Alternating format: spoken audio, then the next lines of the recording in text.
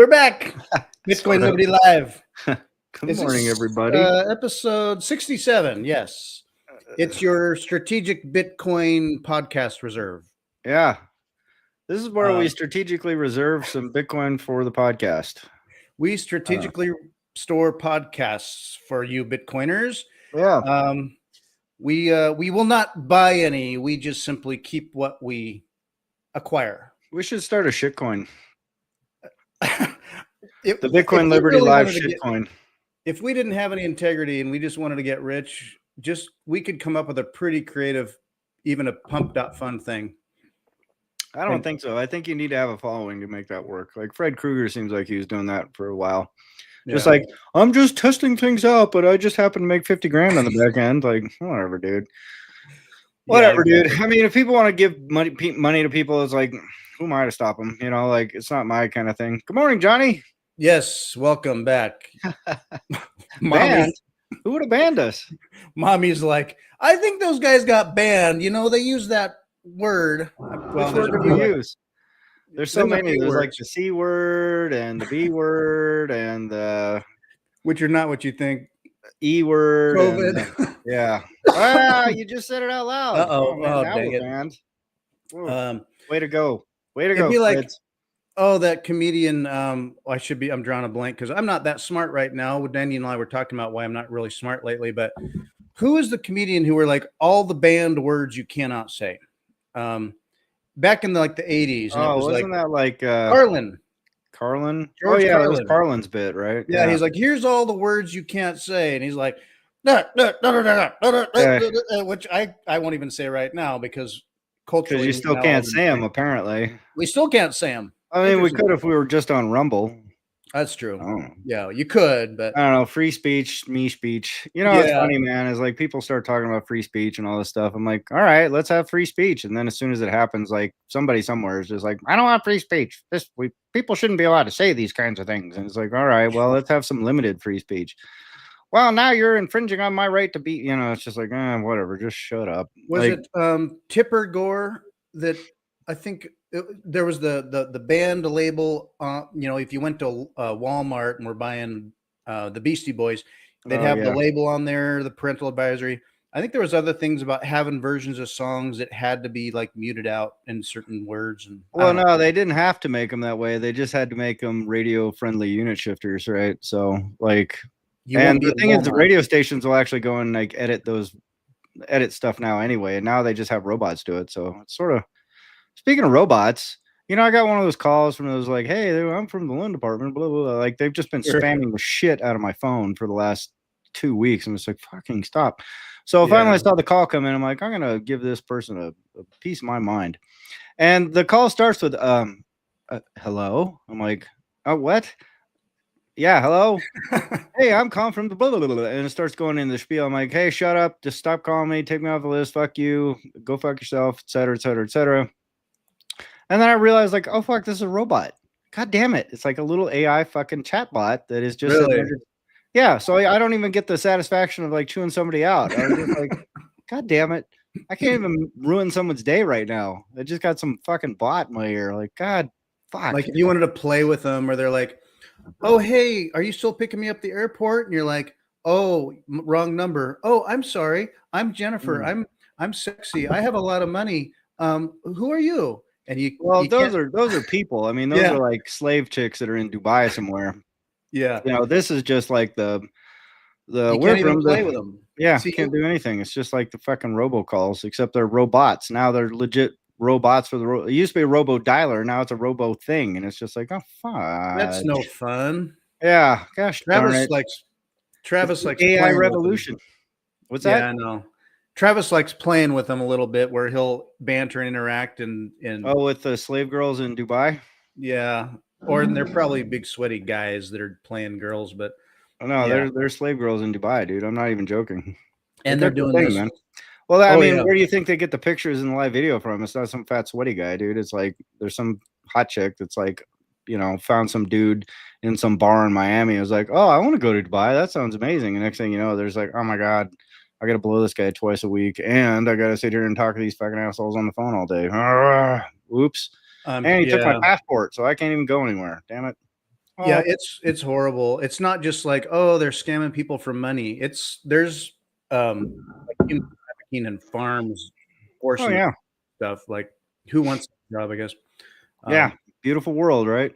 And I've also seen some of those, they'll use stock photos or stock video, but then they've got that girl that's like, you're not like, if someone's not playing along as easy and they got to lead them by the nose and they're like, you're not real. I want to at least meet you before I call you my girlfriend.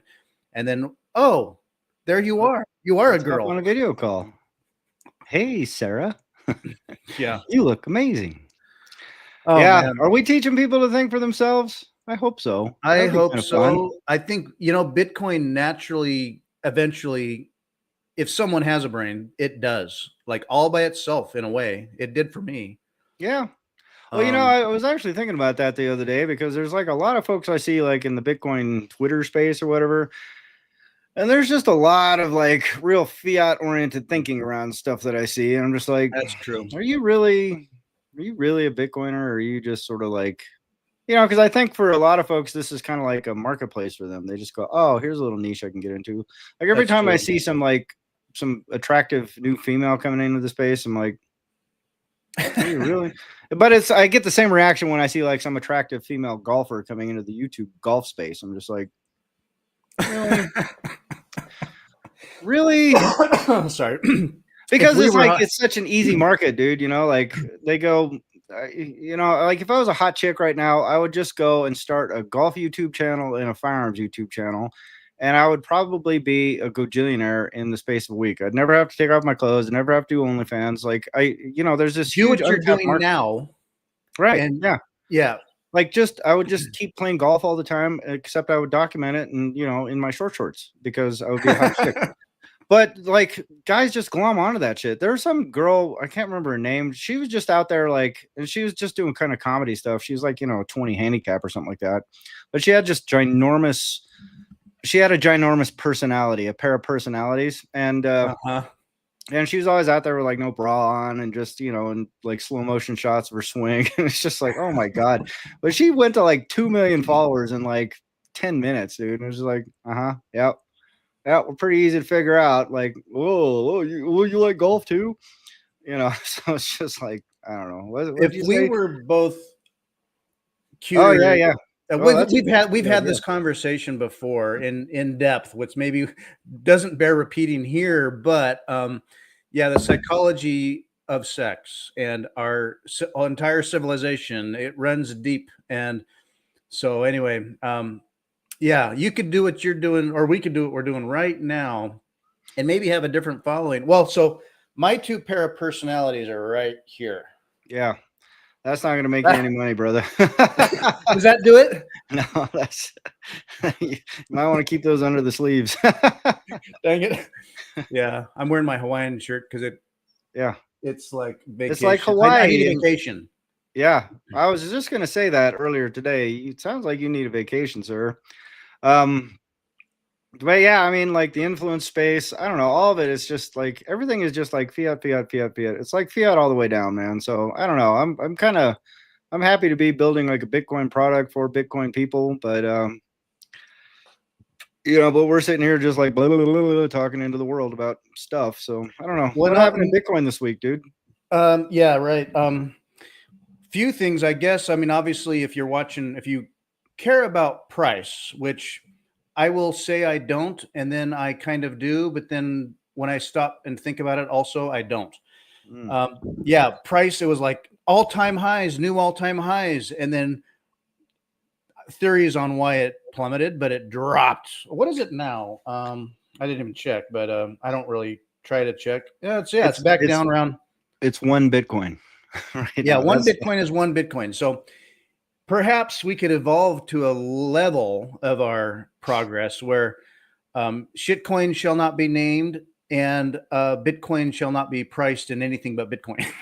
Yeah, that would be great, wouldn't it? But what were you saying? Like you were watching the price in fiat plummeted sort of drastically. What did it plummet to? 117, 118. From like 123. So It had Come on, man. What is this, your first rodeo? That's not a plummet. That's just another day. Yeah, that's true. It's Bitcoin. So that's the thing. It's like plummet it's going is up like 70,000 to 16,000. That's a right. plummet. The god dump. Yeah. Yeah. Stairs up, So elevator down. Like that's right. So it's like it's going up. It's going up. Oh, new all-time highs. Yes, validating, and you feel good. And then it drops, and you're like, hmm. But so blaming it on what Scott Bessent said something. Well, he had I don't know who he was talking to on. He's been going making his rounds, but he basically clarified maybe that they're going to 6102 all your Bitcoin. That you could read between the lines and say we're going to acquire more Bitcoin, but we're not going to buy any. So what does that mean? We're going to seize it. He said it. He basically kind of said that, and then he tweeted. He followed up with a post clarifying. Only after you commit a crime. Yeah, right. So, so the government they have not bought one sat, despite talk about a strategic reserve and whatever. He did blame the previous administration for probably selling Bitcoin. But he's like, we're not going to sell, but we're going to hold what we have and acquire, but we're not going to buy any. You know that George Bodine guy who Robin had during yeah. Bodine, most interesting man in the world. Yeah, he doesn't make videos too often at all, but he actually posted one yesterday, I think. Yeah, like that rant thing. Yeah, he went on a little rant about it, which I thought was pretty good. And ultimately, he's just like, stay humble, stack sats. Yeah. Bitcoin is Bitcoin, whether it's between the price or a strategic reserve or whatever. He's like, I don't care. I don't care. These scumbags are still doing the same thing. They say one thing, they do another. They're not doing a thing. They could do this or that. They don't, but they're going to keep doing what they do. Yeah, right, Johnny. George is most interesting man alive. Yeah, a great life story. It's sort of like, how are you still alive? But he's done a lot of stuff. So that's how you become interesting. Yeah. Cool guy. Anyway, he had a great rant. It got me to, and I knew this. Jack Mallers said this. George Bodine said this. Basically, people get all wrapped up around the axle around what's the price? Ooh, it went up. Ooh, it went down. Oh, the government is not doing a reserve like they said. Well, I don't care. I kind of don't care. I don't know. I have hopes about what could happen. Ultimately, though, it don't matter. Bitcoin will, if it's decentralized and secure, Bitcoin works. So yeah, exactly, man. I don't know, like. I actually got to hang out with George a little bit in Prague this last year, and he's a super nice guy, man. He's a smart dude. Cool. And, he's a pretty cool guy. Like, yeah, it was a weird guy. I was talking to this guy Vic. I met him at a dinner that me and Robin went. Like, Robin was standing there talking to Larry Lepard, and I was like, "Oh, hey, what's up, Robin?" And started talking. He's like, "Hey, you guys want to come to dinner?" I was like, "Yeah, okay, sure." And then Dominic Frisby showed up. And then when we got there, like James Lavish was there, and cool. I'm like, oh shit, look, I just dropped a bunch of names. George Bodine showed up as well. So it was cool. One of those really surreal kind of moments, because there's like Robin is kind of like sitting like right here, right? And so there's like all the group of like the cool popular guys, and then there was like Robin here, and then me here, and then there was like us plebs down on this side, like at the kiddie table, right? But that's where I met this guy Vic. And like we got to talking. I met this other really cool kid. I can't remember his name right off the top of my head, but he's another Austrian Bitcoiner. And started talking to this guy Vic, who's like apparently like a 15-20 handicap, something like that. I'm like, you should come to El Salvador, dude. And he's like, I'll do that. I'm like, okay, cool. So I think he's going to be my golf partner, which cool. I got just talking to him the other day. But all this to say, just to like drop a shitload of names and just be like, oh my God, look, ooh, I just dropped another one. Oops, cool sorry. People in this space. Yeah, but in sitting there talking with George, like, he really is like the most interesting man alive, and I didn't watch his rant because I kind of just don't watch rants anymore. Like I just kind of go, whatever, like mechanic rants all the time. I'm just kind of like, whatever, because it's all sort of it's all kind of noise at the end of the day. You know, like you were saying, if you know the fiat price, you kind of go, well, either this thing works like the way I think it's going to work, or it won't. And Yeah. you know, and I kind of hitched my wagon to the idea that it will. So Mhm. if it doesn't work, then I'm going to be boned. And We got other problems. yeah, but I think there's going to be bigger problems afoot, you know. But whether or not, like, someone, you know, like people, you know, it just boggles my mind when someone is saying, like, hey, you know, this politician didn't keep their promise. Really? Huh? That's weird. That's never happened before. I don't know why. Huh? Yeah. Gosh, that's so strange. Like, what happened here? What do you think broke down? Because usually politicians, when something comes out of their mouth, you can just go, yep, I'm taking that to the bank, right? Like, come on, man. So strategic reserves and all that, but it's all just like noise for the influencer set to just sit there and like squawk about stuff.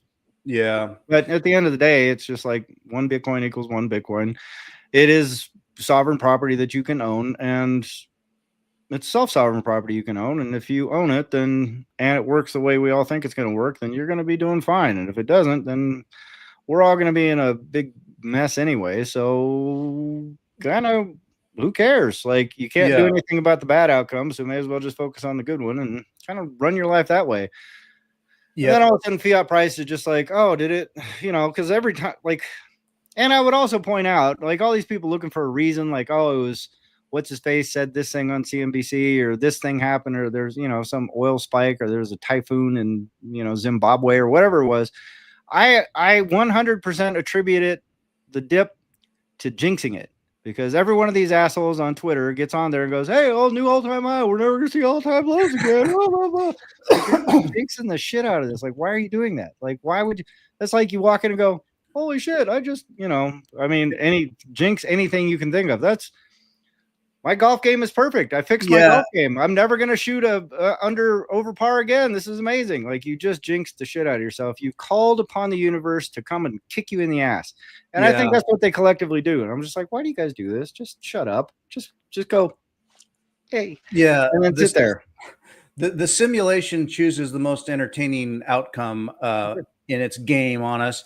And so it's sort of like when we're working at the jail and it's quiet. And someone says, "Oh, it's you can't say the Q word. It's quiet," and it's like, "Shh, just let it be. Let it be." Dude, we had a rule in the prison. It's like, if you drop the Q word and something kicks off, you have to buy everybody a cake or a pizza.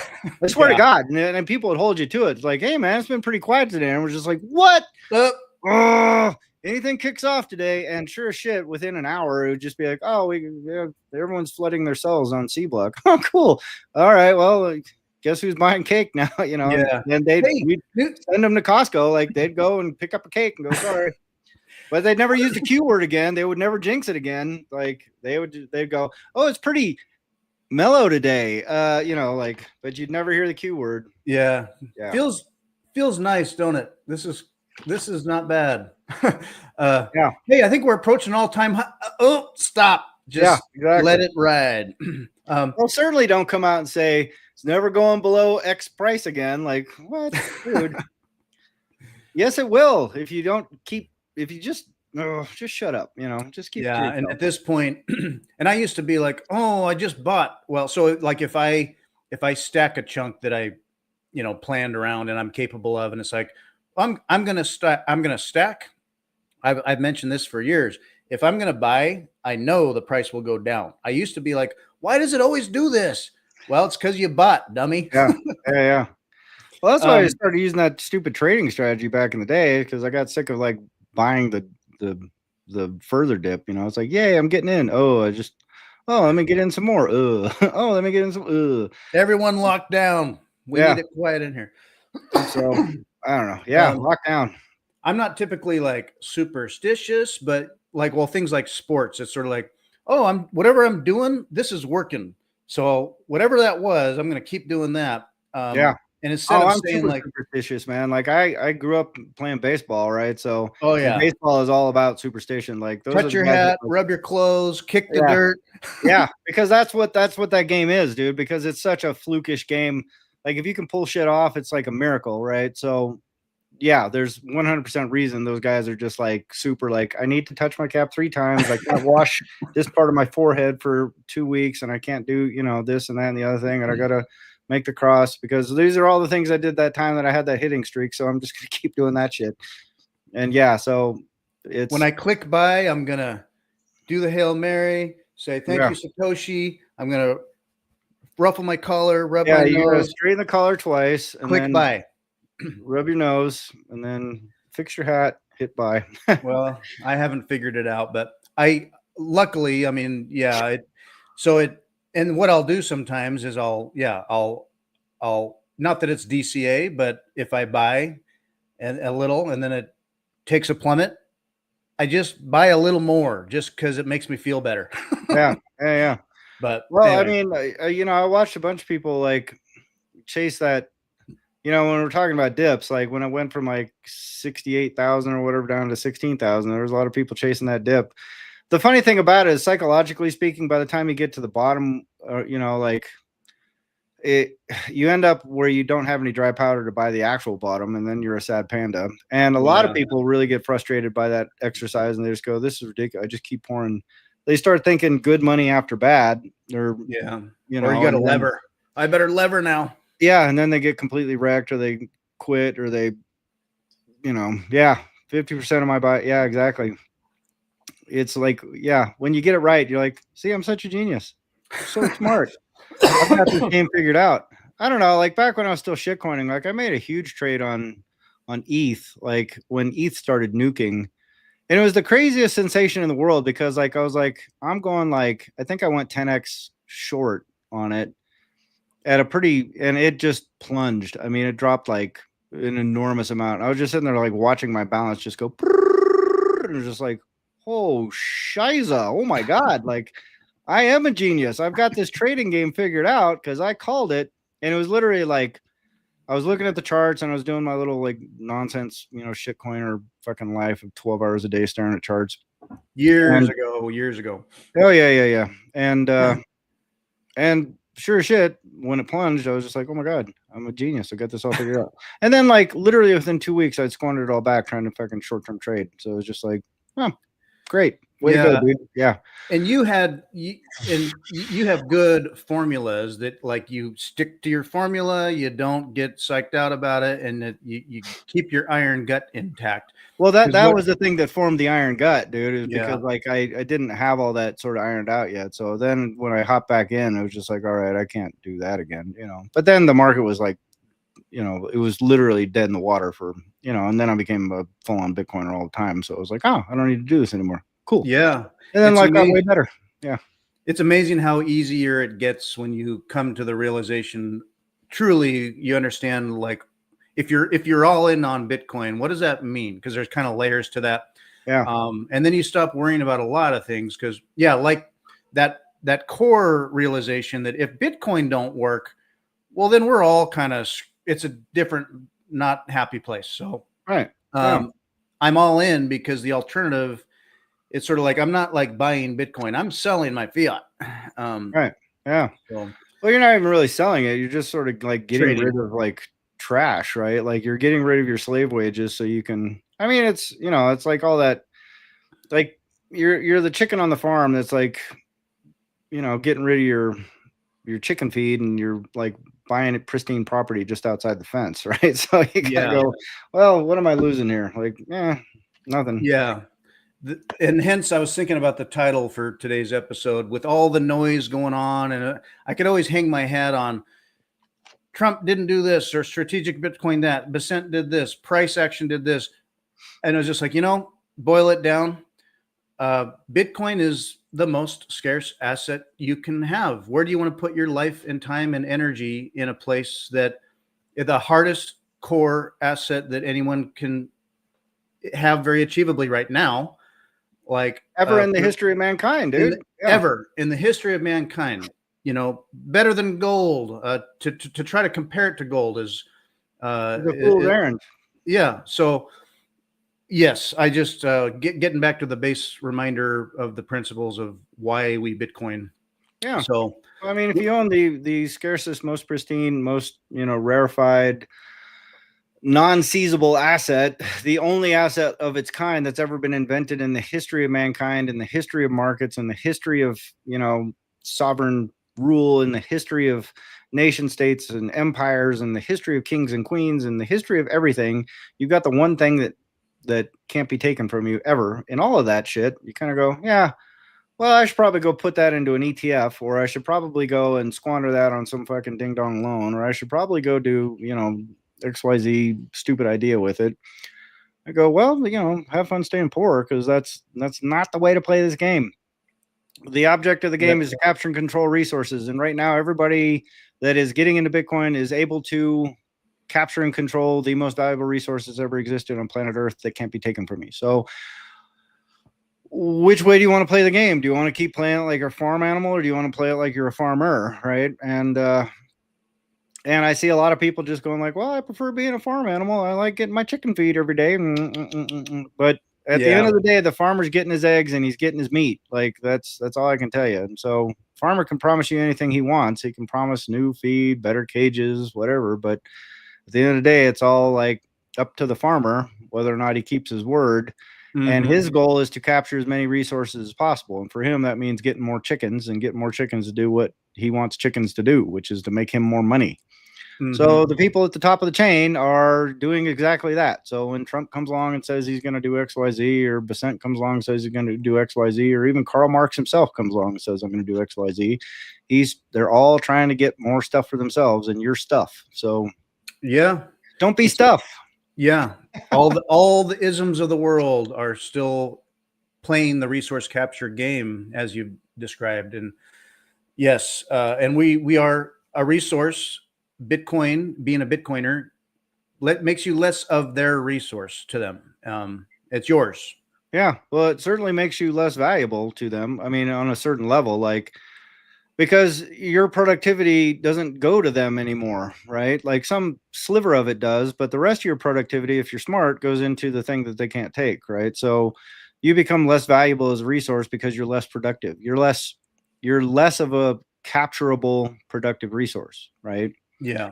So you just shunt more and more off, and then sooner or later you become a resource or a farmer unto your own, and then you're like amongst all the other farmers. And I just wish, I posted it the other day. I say, like, I think an ideal world, we here at MicroSeed think the ideal world is that every human being on planet Earth holds the keys to their own Bitcoin. I go, yeah, it sounds pretty good to me. Mm-hmm. But that also comes with the caveat that, at least 10% of those people, if 8 billion people are holding Bitcoin, at least 10% of them need to be running a node. Yep. So if you're listening right now and you're not running a node, please start. Start 9 as a plug and play, super easy option. You can go get a future bit miner and you can lotto mine and run your own node. Or you can just go through all the miner hassle of trying to figure all this nonsense out and build your own little node and get it running. But come on, man. It's like, it's easy. If you wanted to fight for freedom in 1776, you had to go. Like, what's that comedian? He said, imagine that. Like, I'm going to go fight for freedom. What's that mean? Oh, I'm going to walk. I'm going to walk for about 2 months so I can get to this other place so I can start shooting at some guy who's standing in a line. And then I'm going to walk somewhere else and we're going to do it again. And it's going to suck the whole time. And, I'm not going to have socks and my boots are going to have holes in them and I'm going to have to shoot rabbits to eat. And so fighting for freedom was a real pain in the ass in 1776. Fighting for freedom today means like you go buy, transfer, and then run a node. And you go like, wow, what a burden. Like, can you imagine future generations? Oh, that was the greatest generation ever. What'd they do? They took self-custody and they ran a node and they spent and replaced. Oh my God, what a sacrifice. Like, come on, man. Like, get on board, run a node. That's my spiel. I just imagine if there's going to be someone's going to clip this, clip that, run a node. Dang it. Take self-custody and run a node. Yeah, and so, I just imagine a future where, future generations are like, wow, back at the turn of the century-ish, Grandpa ran a node and took self-custody. Unbelievable. Wow. Anyway. Yeah, those stories aren't coming. Like, oh, darn it. No one gives a shit if you set up a computer, right? But they won't know how you are contributing more than you would if you were a rifleman in Washington's army. Running a node is contributing more to that revolution than Washington's rifleman, because that guy only had one shot. He was probably malnourished, and he probably got smoked from probably from disease before he actually got to contribute anything, you know. So foot rot. Yeah, got himself some foot rot or some mouth rot or some dysentery or some God knows what. I mean, that was a rough time. Yeah. Right now, you can just fire up a node and go like, hey, well, I've got a vote now. You're a voting member of the network, so congratulations. You know, I mean, it just boggles my mind, man. It just drives me crazy. Like, I don't know why we have so many speculators and so few nodes. It just drives me crazy. Yeah, people get into Bitcoin based on they join for the number go up. And then hopefully if they stay on that path and pay attention, they stay for the bloodless revolution. Well, but the numbers would belie that is not true, right? Because I see a lot of people say, man, I'm a Bitcoiner, I'm a maxi, I'm a this, I'm a that, and I'm a blah, blah, blah, blah, blah. And I go, how come there's still only 20,000 nodes? Because I see a lot more of these people flooding into the space, but I don't see a lot more node. I don't see that node count just ramping up every year. Like there should be a very clear positive growth trajectory on that node count. It's not. It's been flatlined for a decade. So you go, well, where's all these maxis? All these people that are hardcore Bitcoiners that are where are the nodes? I don't see them. I don't see a bunch of new nodes coming online. So what's going on? Like what's happening? You know, I'm like, while people are bitching and pissing and moaning about spam and knots and this and that and the other thing, I'm like, nobody's running a node. It doesn't matter if you want to fix that problem, it's not by calling each other names, it's by running nodes. It's by convincing people to run nodes, and then they can decide for themselves, and then whatever decision they make will matter. But right now, just saying like anybody that doesn't support my idea is a shitcoiner and a fucking apologist or whatever names that, you know, I mean, they've just chilled speech in that whole space. You literally can't say anything now without offending at least one side that will just very vocally call you out and pillory you. Even if you have a conscientious objection to whatever it is they're saying or parroting or, you know, espousing. So, you know, like when you start seeing that kind of chill on speech, you go, I'm not going to participate in this anymore. But what I can do is just go fire up a node. And I think Eric Voskuil is creating another version of the Bitcoin software. It's going to be pretty freaking awesome, man. It's called LibBitcoin. When he's finally done, I mean, he's been working on it for a decade. If MicroSeed actually takes off, I'm just going to dump a big chunk of money on that guy's lap so he can develop it faster. I don't know, but I think that'd be great, man. We'll have another implementation of the Bitcoin software code, and that would, you know, do a lot. And then maybe we'll just start, you know, another good node to run. Yeah. Run a node. If there's anything that, you know, when Besant's talk came out and he was saying what he was saying and people were speculating about price about it, what it motivated me to do was to get a little bit I had in a higher liquidity Bitcoin wallet. I took self-custody. I was like, I do self-custody 99%. But something like that for me, it's not like about the price or the government reserve anything. Is like I'm gonna get more in self custody right now, just as a reminder. Not that I'm worried about anything right now. It's just no, I got to keep doing that. Self custody. Yeah. Take self custody. Run a node. Spend and replace. 1, 2, 3. Yeah. Boom, bang, boom. That should be the name of the episode. That should be the name of every episode of Bitcoin Liberty Live. Self-custody, run a node, spend and replace, episode number 68. Bing, bang, bing, bang, boom. Yeah. Episode I mean, that's, you know, like, I mean, what do you think? Like, why is no one talking about this? Like, I don't see anybody, like, the most acute problem we have in the Bitcoin space right now is mining concentration, right? Like, and I've talked to luminaries in the space. I asked Adam Back in person in BTC Prague 2 years ago, hey, mining centralization seems like a problem. What do we do about that? And he goes, yeah, that's a problem. I don't know. I went, oh, well, shit, you know everything about Bitcoin and you don't know. So that sounds like a problem to me. Yeah. And so what I've learned in the 2 years since is you go, well, there's not a lot you can do about that because of economies of scale and things like that. You know, like, and people go, oh, just, you know, send some hash to Ocean. It's like, okay, that's a cute idea until you run the numbers and you go, oh, well, it's never going to be like home miners are going to like fix the mining centralization problem. It's just not going to happen. Like, you would have to rewire every house of every Bitcoiner, and they would have to max out the capacity of that rewired house that can run industrial electricity to even make a 20% dent in the mining, which would mean they would be running like buckets of hash, So, a bunch of guys spinning up like bit axes and shit like that just isn't, it's like that's going to account for 0.6% of the global hash. So you go, oh yeah, we're making a difference. What you can very easily do though is run a node, because at least you have a say in what software implementation goes out. You at least have a say of whether or not something forks. You at least have a say in any number of things that you can't do if there's only 20,000 nodes, of which only 6,000 are economically meaningful, meaning like if those 6,000 nodes go one way, that's where the protocol is going, period. End of discussion, end of story. Because there's 8 million speculators and they don't give a shit about any of this stuff. They just care if the number keeps going up, and it's still called Bitcoin. And that's the one they're going to go, oh, that's what it says on my Kraken balance. So that must be Bitcoin. Right. Never mind if they add like OFAC compliance and, KYC and all this other shit into the protocol, which they very easily could. But that can't happen if there's 8 million nodes and 20,000 speculators. You see how that works? So right. I'm on a rant. I'm on a soapbox. And hey, if the clip guy is watching this, clip this too. Like, run a freaking node. Christ almighty. Ugh. Yeah. Right, even a lot of Adam Beck's posts are very much about fiat number speculation stuff. And I mean, not that there's not interesting things to say about it or to know about it, but Beck will get kind of focused on that realm. And some of the big Bitcoiners, it's kind of like, I wonder if they run nodes or if they're more into the business of the derivative business around Bitcoin. I don't know. Well, you see it happening right in front of you. Like Mahler's just went and joined a freaking, treasury, whatever. I don't know, whatever that Goliath thing he's created is. 21.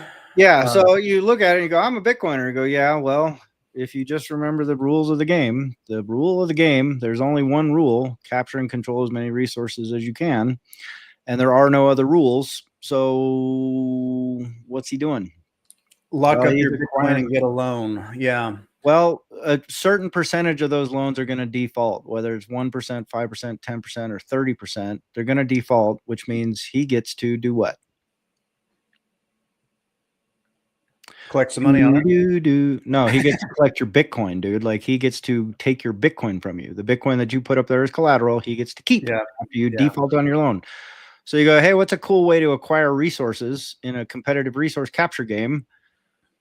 What better way than to give people a gambling outlet where they can just give you their Bitcoin because they're baboons? You go, well, okay.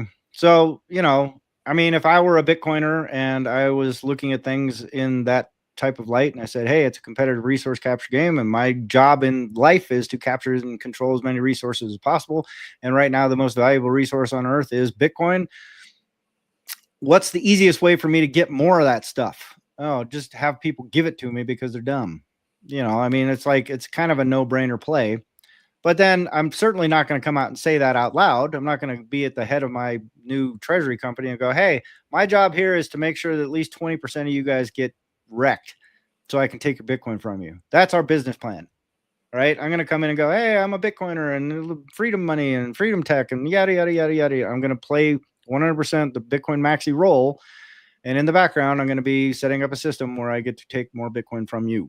So, right. Well, and so at one level, if I'm going to think silver lining around all that, it is Bitcoin's roots starting to capture more of the traditional finance model, and people in the TradFi model or mindset can now do that through Bitcoin. And so instead of doing another standard type of a loan, you can leverage your Bitcoin if that's something you need or want to do. So you're going to pay some interest on that. Maybe there's some strategy around that. Maybe you need that money for something and it betters your life. Hopefully people approach that intelligently. There's baboons, like you said, that are just like, thinking I'm going to capture more. And what's happening is they're getting captured more. So, yeah, well, I mean, there is no feasible way. Like, when I hear that, I just go like I shudder to my core because I go, oh, okay. So I'm going to take the most valuable resource ever, the most scarce asset in the world, as the title of the episode says. Yeah. And then I'm going to lever that so I can go buy some fiat junk. You go, huh? Yeah, that sounds like a great plan. Like, it sounds to me like it would be a better plan to just go rob a bank because at least you're taking less risk that way. or just go find some fiat hustle or something. Do something else. Go work 3 jobs at Pizza Hut and do DoorDash. I don't know, but don't sell your stack, and certainly don't give it to some custodian. And as our good friend Travis pointed out the other day, it turns out it's very, very difficult to lever your Bitcoin if you don't give up custody, because no one wants to see your little map of things. They go, see, look, here's all the wallets I control. And they go, okay, so what happens when you default? Where does that wallet go exactly? Oh, I might have lost that in a boating accident. Like, there's zero chance anyone's going to loan you anything against your Bitcoin unless they're holding the keys to the coin, because it doesn't make any sense. I wouldn't loan you any money off you promising to give me the Bitcoin back if you default on the loan. That would be dumb. So the smart thing to do is to go, well, I have to put this on Coinbase now. So Coinbase custodies it. And then when I default and I can't pay it back and life happens and everything gets screwed up, my loan company, the bank, the whatever that made this little trash fiat loan so I could get by or pay my bills or fix my car or add my thing or do my life or whatever it is, are going to go and sue to take custody of that Bitcoin. And then the bank's going to go, oh, well, we've got a legal process service right here that says we need to give them the Bitcoin. Here you go. And so Coinbase will give it to them, and then you'll lose your Bitcoin. Or you just have them custody it themselves, or you give it to someone like, 21 or whatever, and somebody somewhere is going to be controlling your keys. And if it's not your keys, it's not your Bitcoin. Right. And the second you give up those keys, you've just given up the most scarce asset in the world, so you can get some fiat cuckbucks, so you can go do fiat cuckbuck things. Here's an alternate path. How about scale down your life? How about stop worrying about like buying a bunch of junk and garbage, and stop worrying about all the nonsense? Live like a pauper and stack like a king. That's my advice. Good one. Yeah. I'm still ranting. Look at me go, dude. I'm just all good. fired up today. These are good. These are good clips. On the mining front, one big piece of news in the Bitcoin world. So Jack Dorsey's one of his new innovations in the space. I know he was looking at mining and technology and how we say how it's built in the U.S. or is done more efficiently or is done, say, ethically. What's his company called? Or it's called Rig. I actually wasn't even listening to what you were saying. I was reading Johnny's comment. I'm sorry for it. Oh yeah. Well, so as soon as I read that, I was like, oh yeah, the LA Zoo primate enclosure where like you can see all the gorillas like sitting there smoking and like playing gambling in the corner and stuff. Yeah. Well, maybe you can relate. Drinking booze. LA, you know LA. Yeah. Oh, I know LA. Anyway, I'm sorry, Fritz. What were you saying, man? I literally like was just like so focused on trying to be funny about the LA Zoo primate enclosure. Yeah, well, I figured you can relate on that one. The LA Zoo and being a baboon. Yeah, I'm a Bitcoin ape, a Bitcoin baboon. Yes, so Dorsey. Dorsey's got a new, if you call it, I guess I'd call it a company. I think it's under the umbrella of Block, sort of like what he's done with Square and some other things. He's got Rig, and Rig has potentially a 30% higher efficiency of mining compute and modular ways that you can plug in and unplug mining rigs. And this theoretically, I don't know all the details about it, of course, but the software and the things you do if you're going to run miners is that, when you're maintaining that or running that, you're getting the best compute you can get. It's very modular. Now, price point, I have no idea. It's probably a high commodity mining rig, but it sounds like an innovation to me that can, I think they're trying to get it done in America and have it built and innovated from the U.S. Seems like a good tech development. Well, here, let me play a little. I'm going to stay on my soapbox for a little while. So the guy who censored the internet public square for the better part of a decade, that just kowtowed to every DEI nonsense idea in the world, censored conservative voices, censored valid information, all that kind of stuff, has now launched himself, is rebranding himself as like the freedom guy, who's now launched to some company that's got a 30% efficiency gain over every other miner on planet Earth. Well, if that's true, why wouldn't you just keep your mouth shut and then just get to work? because that sales pitch is to raise money. Like that's all he's doing right now. It's a fundraising apparatus. That's a sales pitch. And that's to get people to go, ooh, I want to invest in that thing. Ooh, I want a piece. Right. I kind of like the name Rig because it sounds like it's rigged, you know. But, I mean, like I've heard now the sales narrative from like so many times. You just kind of go, hey, new innovation, new this. I mean, it's all over the AI space. Like we're gonna do blah blah blah. Like, but they're just collecting. You know, it's the .com boom, and it's all. You know, I mean, like think about all the promises you heard during the .com boom. How many of those panned out? 3, you know, like eBay and Amazon. You know, so like you hear all these AI promises. Like how many of those do you think are going to pan out? Probably 3 or maybe 4. All the rest are going to get burnt, you know? And so like some guy comes along and says, hey, I've got this revolutionary mining, yada, yada, yada, yada, yada. Like the easiest way to do that is keep it private, get private equity, and then just go make yourself a boatload of fiat bucks. But since they're not doing that, since he's instead going public and making all these public claims so he can get some public money, it just sounds like another way to sponge up some investor cash and then gamble on your idea and see if it works or not. So that's the game. That's the game they all play. I got an amazing idea. Give me some money and I'll show you how it works. You know, and that's it. That's the whole hustle right there. Got a great idea. Give me some money. I'll show you how it works. And I totally get it. Johnny's comment. I've heard this a lot from people who we saw how Twitter went and the capture that occurred there.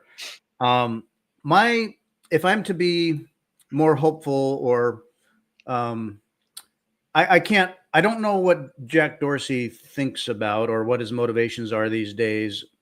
My thought was that he learned a lot from what he saw. And I saw him tweet about this once, is that somebody was trashing him about Twitter and like, yeah, you're the cancel guy. Yeah. And valid. I think after that, he went in good on and hard on, okay, well, what's the solution? And he's into Nostr. He's into Bitcoin. And if perhaps he learned from that, like he was young, he was naive to the nature of the FBI, the CIA, the government capture game, or the politics of a business, a board, being the CEO, being whatever, like thinking you're in charge of stuff and then realizing, oh my gosh, this is out of my hands and I'm out.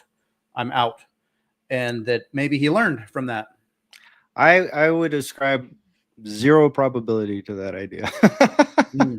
Like think about it like this. Like that guy, what's he worth today? What's billions? I don't know. Billions. So you mean after he extracted billions of dollars in resources from people by doing exactly the thing that you're saying he just sort of bungled through, now he's suddenly rebranding himself as the freedom guy? You go, well, it would have been cool to see you rebrand yourself when it mattered, when there was a risk, when you could have put some, you know, like you want to make a statement and go, I'm the freedom guy. Well, put up your dukes in the fight, not after you've already left the fight and cashed out. You go, hey, I cashed in on being the cancel guy. Now I want to cash in on being the freedom guy. It's like, okay, I was just a naive kid back then. Oh, you're the naive kid that was running the $40 billion, you know, social media empire? Huh. How naive can you be for how long? Like, right. I mean, it's impossible. You're in the room with these people. They are sitting there talking to you all the time.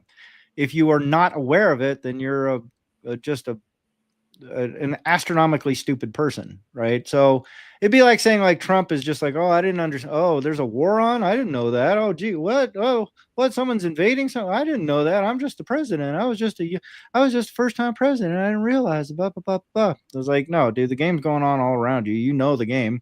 You were a part and parcel of coming up with those policies that said, hey, we should get 30% of our staff to be, oh, I don't know, people from the intelligence community. And we're going to run this entire department that's devoted solely to censoring content and pushing political narratives. And I'm going to be the forefront of that. And I just didn't know it was happening. That's Nazi war crimes trial kind of shit, right? Like, oh, I was just following orders. I just didn't know. I didn't realize they were going to do all these horrible things. I was just there just collecting checks and being a happy-go-lucky beardo. So, if he learned his lesson, quote unquote, I go, well, he extracted a lot of resources on the way out the door. Not to mention that whole company, like when Elon Musk first was buying it, remember when he reneged on the deal? It's Right. because like 40% of the traffic was bots. So not only was this guy part of cancel culture, he was also part of a fraudulent company. He fraudulently inflated the value of Twitter by allowing bots to run rampant on that platform. So it could look like there's actual traffic engagement when there was none, right? Or there was 60% less or 40% less than what's actually there. And then Elon Musk pointed it out, and then Elon Musk bought it anyway because he just wanted it for the AI training data. He doesn't give a shit about social media. I think. I don't know Elon Musk. But. Yeah. I think Elon cares in various ways, but then see, that's one thing you'd say about Elon is that he shows courage and he'll throw right out there where he's at. If it's true. I mean, I don't know what's real with some of these people, but he'll throw it out there and he may be wrong. And then he'll change paths. Like he's all in on Trump. Okay. He's out on Trump. He's out there with it. Whereas Dorsey is aloof. And I think what would help Dorsey's case is if he does have these principles, put it out there. Tell us, let us know. Give us, I mean, if you're a guidepost, tell us that instead of like, well, here's a company that does this thing and it's cool. And then I'm sort of interpreting, I'm hoping the motivations are good. I think they are, but I don't hear it all the time. So. Well, I would just trace back to my core thesis in the entirety of the world. The name of the game is competitive resource capture. There are people that are actively and consistently trying to capture and control more resources. You and I are resources.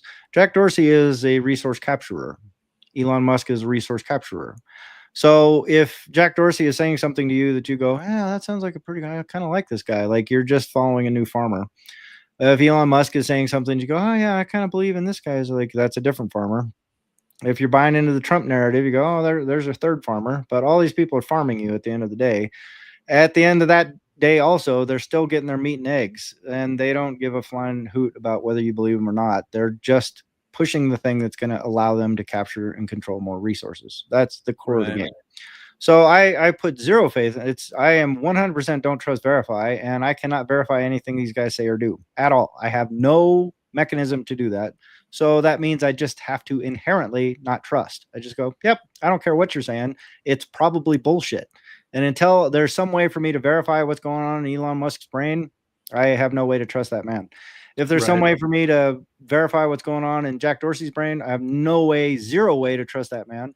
And I have a lot of evidence to the contrary. I go, well, you can say you're doing all these great things. You can say you're the new Freedom Maxi, and you can say, and you can be the aloof fucking Birkenstocks Beardo guy. But I go, well, while you're Birkenstocks Beardo guy, you're also deeply in bed with the CIA and the NSA. So I don't know if I trust what you're saying, dude. Like ever. Not anymore. Well, never. It never was. There never was a time when I would go, yeah, this guy, he seems like a good guy. Like I don't know. My personal metric is like the second I start looking at someone and going, this guy seems pretty cool.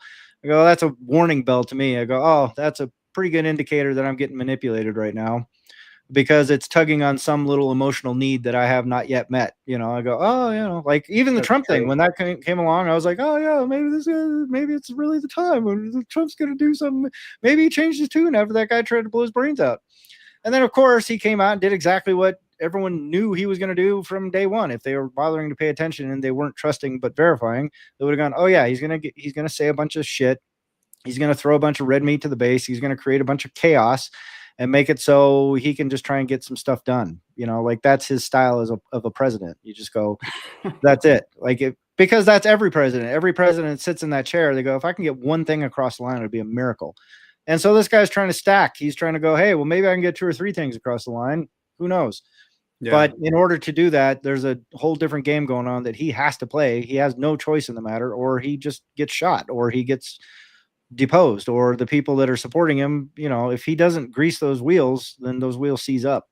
So, there was zero reason for me to buy into the narrative other than like hope and like, oh, here's a new farmer that's gonna treat me better as a chicken, right? I'm still a chicken. So I don't know, man. Like I agree, and when Trump freed Ross on like day 3 or 4, I had this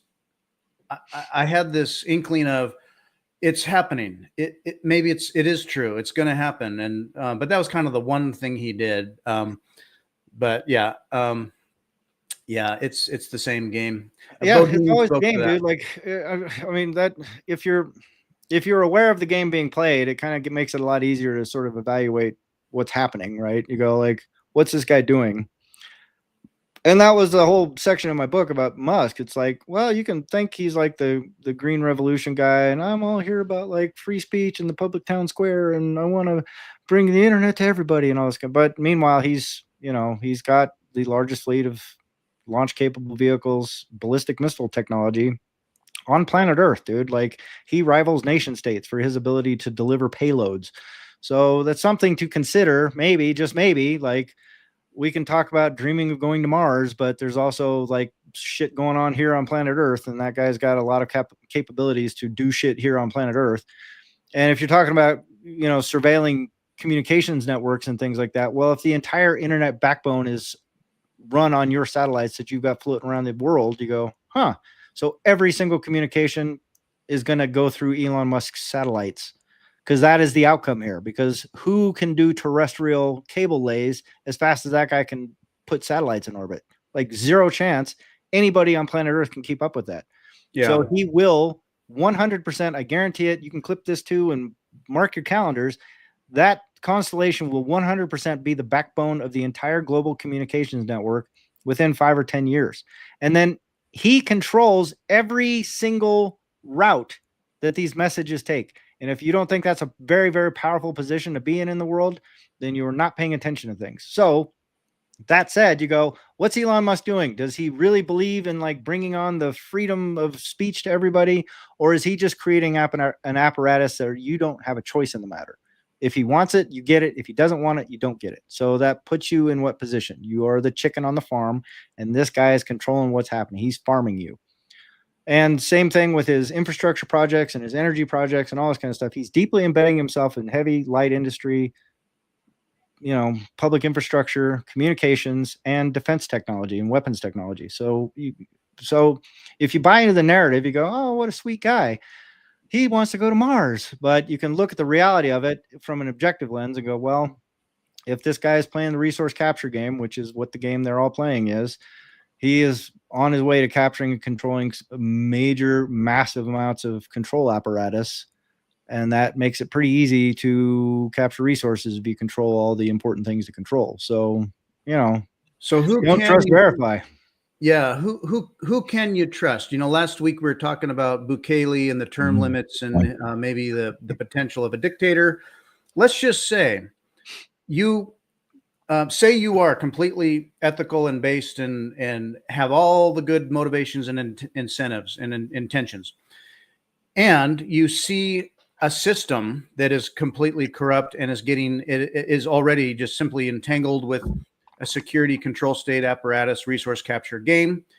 And you go, the only way to combat that, or to have some freedom share in that will control us, I'm going to get in on that. And at least it's my good ethics and not a deep state. Could you say that, well, yes, he's part of that resource capture game, but maybe at least it's someone with the good ethics and intention, and who can say, like Bukele as a dictator, it's him versus the IMF or the CIA. Maybe it's better. I would say there's zero probability of any human being like that existing on planet Earth, because you can't get to a place where you control and capture resources without compromising all those values.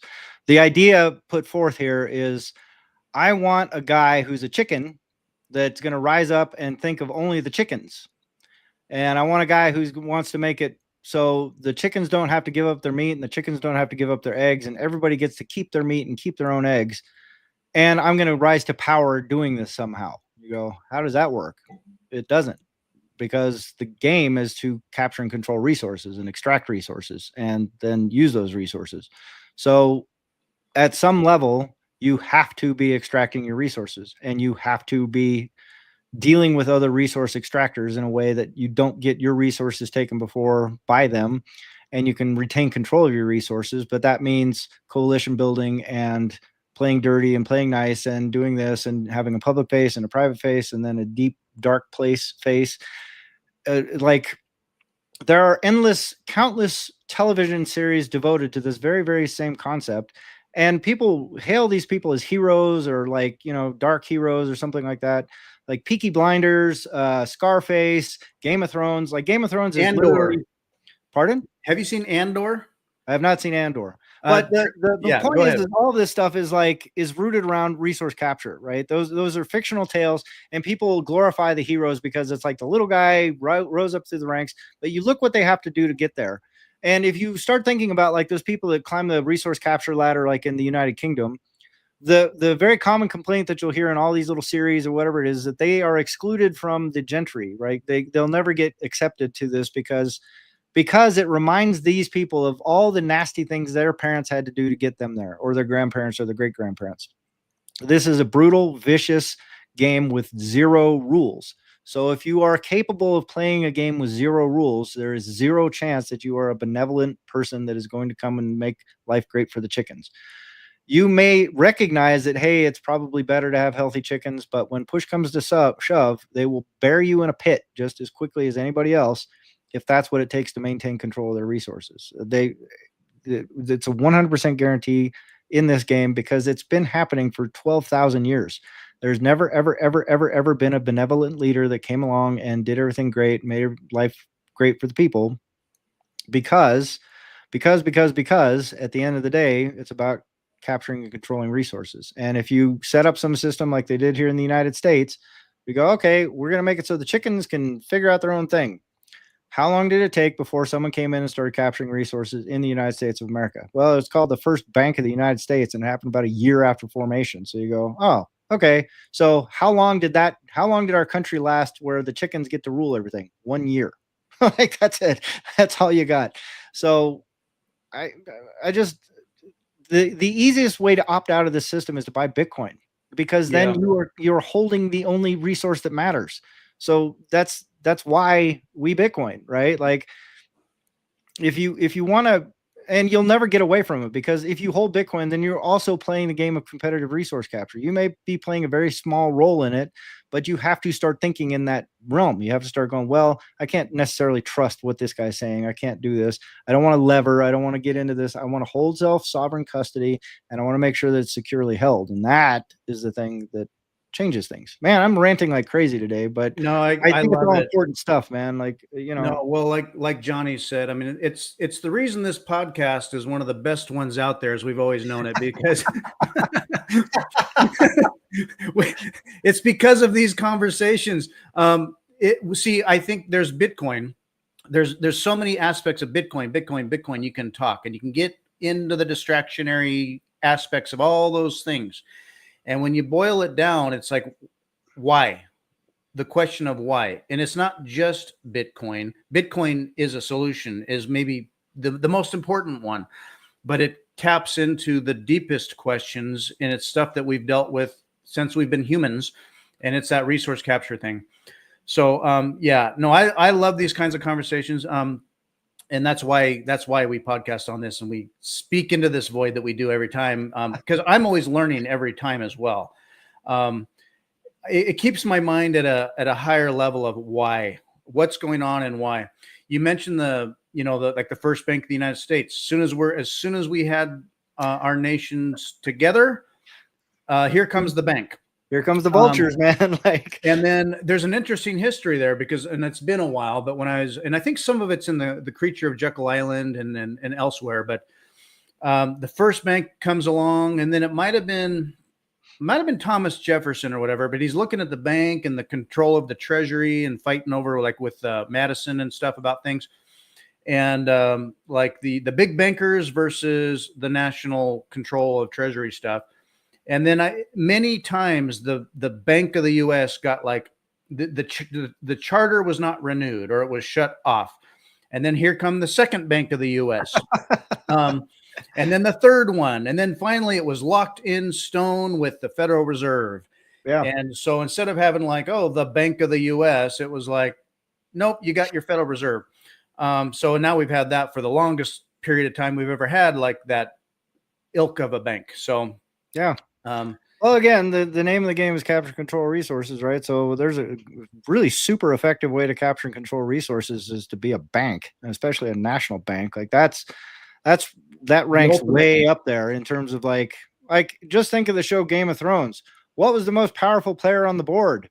It wasn't Daenerys. It wasn't this. It was the Bank of Bravos. yeah, That's the one everyone was afraid of. That's the one everyone went to beg from, and again, that was based off of real events. That was based off the English War of the Roses. If you go read the history of the English War of the Roses, you'll go, yep. hey, this seems all really familiar. It's just like Game of Thrones, except without the dragons. That's kind of weird. Yep. But all of those territorial disputes, all those little machinations, and within those things, there are always like the people that go, hey, we need to make things better for the people, right? So they're the people that want to defend the realm that do horrible things to make that happen. And there are people that are trying to extract as much as possible to do horrible things to make that happen. And somewhere in that swirling mass of things is where you end up with this like thing that we're living in right now, this matrix that we live in now. But yeah, man, like the history of the United States is just a shining bellwether of like what the competitive resource capture game looks like. You can't have static like freedom land because it doesn't work because someone's going to come in and try and take freedom land from you. So you have to come up with ways. Either you become a farmer or you stay a chicken. And if you're a chicken, then the best you can do is hope that you can save a little bit of feed. So if the farmer cuts off your feed, you have some left and then you don't die immediately. You just die when the farmer decides to kill you. Right. But if you want to get out of that system, you get yourself a piece of property that the farmer can't take and that other farmers might want. And then they will treat with you not as a chicken, but as a farmer. Because if they kill you, they go, oh man, well, we just killed a very valuable resource that we could have captured otherwise through negotiation or trade. I hope this is making sense to people because that is the point of Bitcoin, right? It's not that you get to like opt out of the system and and you're going to be free from sovereign rule. No, but you get to treat with the sovereigns in a very different way. You get to treat with the powerful in a very different way because you become powerful in your own right. Be your own bank. Being your own bank, you suddenly become your own banker. You suddenly become the little itty bitty baby version of the Bank of Bravos. And you have the ability to start wielding that power. And if you choose to be benevolent with it, great. If you choose to be a jackass, who knows? I mean, I see a lot of real fiat-minded people that seem to hold a lot of Bitcoin. And I go, well, I kind of question what sort of morals they're going to be exhibiting when they actually truly realize like how powerful they've become. But at the end of the day, that's why I put that tweet out that said, I think the most ideal situation on planet Earth, the world I really, really want to live in is where every single human being has the keys to their own Bitcoin, because then the competitive resource capture game changes dramatically. Like it just doesn't work the way it used to, and it never can. My secondary sort of hopeful path on that is that the big players start playing by a slightly different rule set and they start making things better for people. And then the last one is that Bitcoin fails because people aren't running nodes because they're lazy and they're not educated well enough, I guess, to understand what it is they're holding. And then I just end up being a chicken all over again. I go, God dang it, I didn't want to keep being a chicken. But then I start thinking like homelessness starts sounding pretty cool. I was looking at some homeless people the other day and I go, you know what? They live a filthy, scrabble, hard, rugged life, but they're free. Like, 100%. Like they don't have to follow anybody's rules. They are actively violating all social rules right now. They're just living on the street and stealing shit. But they're not punching a clock. They're not stressing at night. They're just worried about like making sure they're playing the competitive resource capture game just in the gutter. You see, but they're sovereign. They're self-sovereign. Yeah, life choices, and and if you could live off the earth and do that sustainably, and you weren't beholden on, free. I never even caught that. That's awesome, Johnny. Yeah, that's funny. Bravos and Davos. Yeah, if you weren't beholden on the welfare services or scrounging and having a city from which to sift from, I mean, man, I like my showers, but it's funny when like in Game of Thrones and in history, like whether it's Napoleon against England and all this stuff going on, and ultimately these kings are fighting over what you think is what's going on here. Is the kings fighting, capturing territory and political whatever, and then ultimately, oh, we can't just do this. We're out of money or we're out of whatever, and they go to the bank. And whether that became the Rothschilds for England or back in the day with the War of the Roses, It's like in the Game of Thrones, where was it Stannis or somebody? I can't remember. He's like, he's got a war to fight here and he's going to win and he's going to be the king. But you go to the bank and the bankers are like, so you need a loan is what you're saying. Yeah. You need some money. So when you're king, when you win and you're king, you know who all you're your beholden to. Yeah, exactly. It's the bank. So yeah. It's funny. Like, have you seen 100 Acres Ranch or 1,000 Acres Ranch? You seen that guy? I mean, if you boil it down to its brass tacks, you go, that guy's kind of homeless guy, right? He's also building like this crazy solar Bitcoin mining rig farm thing out in the middle of nowhere. But if you looked at him 2 years ago, you go, oh, that homeless guy that's living in his van out in the middle of the desert that's like trying to explode himself with like crazy battery technology. But that like, I kind of disparage the homeless idea, like these people that are like living in tents and shooting heroin all day. Like that's one version of homeless, but there is another version of just like the people that settled this part of the country were homeless. They came out here and they just went, well, I'm going to figure this shit out. They didn't move into a 5-bedroom, McMansion in the middle of the Oklahoma plains. They came out here and built a mud hut and then they built up from that. And if they survived everything, then guess what? They were pretty freaking free, dude. And so I agree with you 100%, Johnny. Like I when I say like being homeless, I don't mean like, well, I think it's a good idea to shoot heroin all day and criddle and go drink the trash and, and then hope like other criddlers around you don't bonk you on the head and steal your shit, or you don't lose your fingers to diabetes or whatever, or frostbite. But what I am saying is there is a history of freedom seeking in this country that doesn't involves being hardscrabble and just kind of digging out an existence. If you can pull it off, it's pretty cool. It's hard. I mean, if you want to talk proof of work, that's real proof of work. But there are people that do it every single day, these homesteaders, and people get out there. And so I think there's a lot of glory in the homeless life, just not when you say homeless, it paints a picture, right? But I say like homeless in a different way, self-sufficient, self-sustaining homelessness.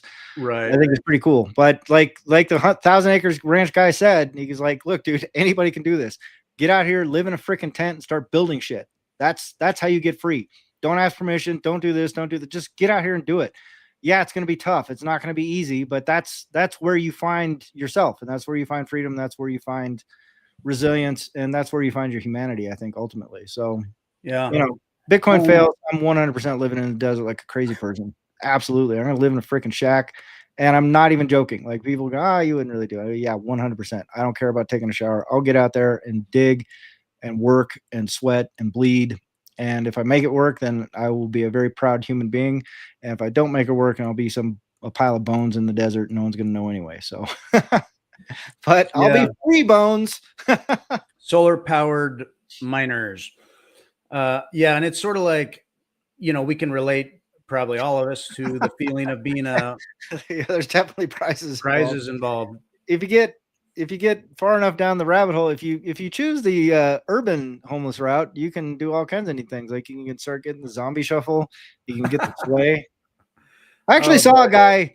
It's completely unrelated and a stupid idea, but there was a guy on Twitter who posted a video where this guy was standing in front of in a parking lot, just doing the and people are driving by and looking at him like he's a whack job, but he was doing like the fentanyl, wiggle, the lurch, yeah. And then his buddy pulled up and parked in the spot. Like the guy was just holding a spot for him, and no one would park there. Because that guy just park there.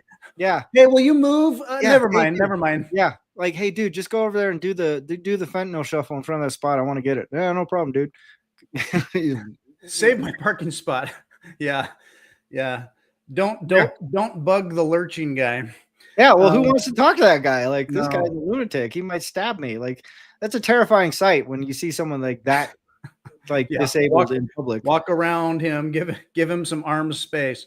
Yeah, I thought it was pretty funny. Yeah, we can variously all relate to kind of the feeling of wage slavery, where there's times when you think of freedom in your time, your quality time. And so like part of my current resource capture game has been managing that stuckness while knowing that, well, at least I am collecting resources from which to build a better foundation to launch or do something later. But then the question comes in is like, when is later? When is that later? The resource, Fritz. You're not collecting resources. You are the resource. I'm the resource, but you're being collected from, sir. Oh, it's my time, that's for sure. But it's sort of like, yeah, when do you feel that courage or readiness to ever, launch and be free? And the truth may be that you never feel ready. It's just sort of a matter of courage and when you do that. But yeah, or you just do shit, or just go do stuff. Like if you can embrace the idea that, like, shit is gonna work out, and that's it, right? And then you go for it. I mean, that's the easiest way to put it, I think. But but it's the thing is like somebody, I can't remember. It was a great saying, and I'm gonna butcher it, but he said, "You can fail at all the things you're doing right now, or you can go fail at the thing that you want to be doing anyway." So, like, there's no guarantee that all of this stuff that you're doing right now is going to blow up in your face. And I think that's true for everybody. And just ask anybody who's been laid off, lost their job when they're 52 years old and can't find anything, and they're working fucking Uber Eats, and like, go to any airport in any city in America and go to the Uber lot and tell me how many 45, 50, 55, 60-year-old faces you see in those Uber cars. They're not there because, they didn't work hard enough and they didn't pull themselves up by the bootstraps. It's because they can't work. That's the only thing they can get. And there are stories of people that have very deep resumes that are now boned because they thought they were taking the safe route, and now they're upside down fucked and they've lost everything. And so you go, well, if you're going to take a risk on that, why not just take a risk on the thing I want to be doing anyway? Is my 2 cents. I think it was Jim Carrey that said it. I totally butchered it. But it's a great sentiment, and it's just scary. It's stepping into the void, but it's stepping into true self-reliance, right? And that some people have it forced on them. Like if your plane crashed in the Canadian wilderness, you had to come back. Well, you're going to learn what self-reliance looks like, right? And most people are going to fail at that. Most people will probably end up dead in the Canadian wilderness, if I'm honest. But there are the hardy few that get through it. But same thing happens to men in war. The people that survive it, they step into the void. They don't know what's going to happen. And but there's a reason why those guys pine for those days, because there's a sense of being alive and camaraderie and brotherhood and all that kind of stuff that comes with it. So it's, just how long are you willing to sacrifice your life to be a resource? How long do you want to be a chicken? I guess. Join the Brotherhood of Bitcoin. Yeah. Well, we're already in the Brotherhood of Bitcoin. We're in there. We're in it. Man, good talk. It's been an hour and 17. Like blah, blah, blah, blah, blah, blah, blah. I know.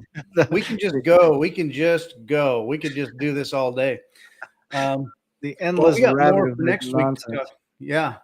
We got plenty to talk about. So, we could wrap this one up for today. And it's been great. I know we get on these rants, but the rants are good.